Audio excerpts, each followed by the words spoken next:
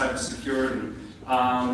I will try and consider everything that has been talked about in the morning, but mostly it will be about how a secure economy functions in the mindset of a data-driven economy.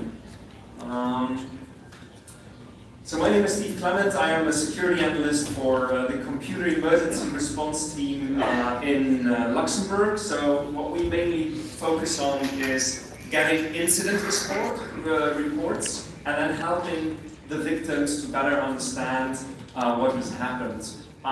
For all the companies in here that know the local market, we are very similar than KRCert. If you do not know KRCert in Korea, please look them up. They are basically your first stop in case of any cyber breaches to better understand what happens in the case of an attack. Here's a quick overview of all our services. Today I will focus on a platform called MISP, which is basically a platform to share indicators of compromise, meaning there is a bunch of IP addresses, for example, that attack us. Okay, have we seen these IP addresses in the past? Where do they come from? Are they malicious? Are they internal, external? And so on and so forth. This is a quick overview on what the platform looks like.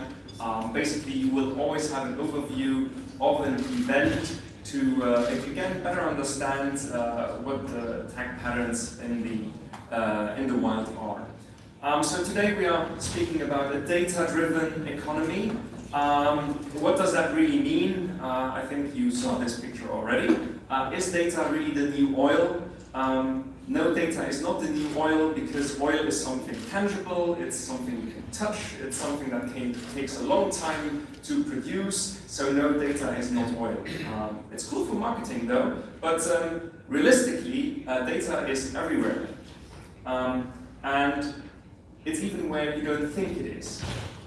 As a security specialist, if you ask me, is this a Bluetooth-enabled screw, a Bluetooth-enabled nut or bolt? I don't know.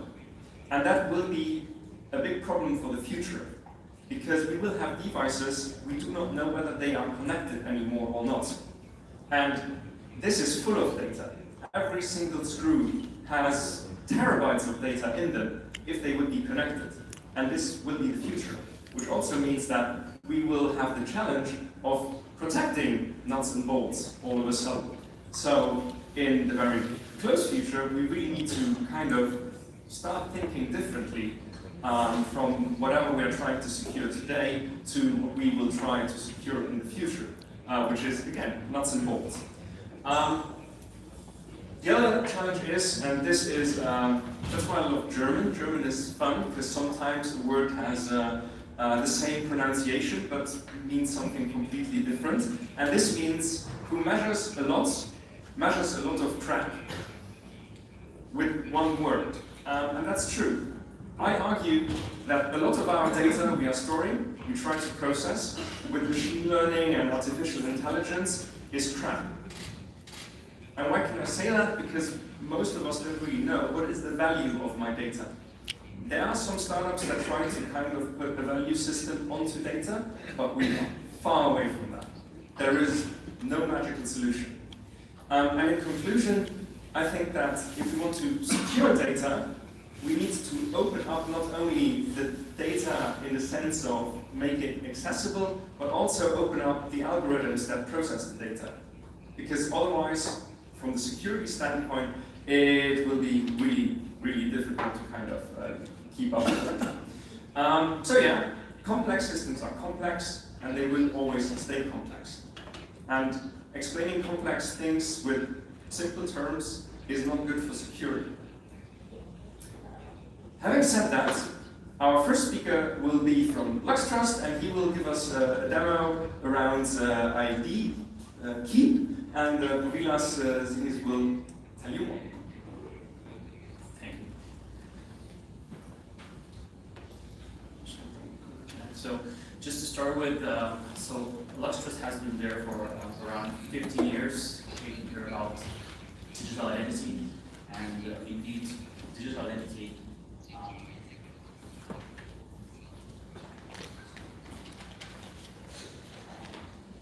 Digital identity for the digital economy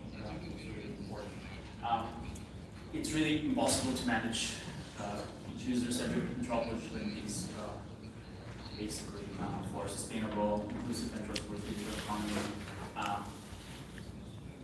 that are basically solving one of the key challenges in the world globally. Access to various services are becoming increasingly online, and access to high value services such as insurance, banking, and so forth are becoming more online, and we have a lot of fraud, obviously, that is increasingly, and a lot of data that needs to be protected and secure for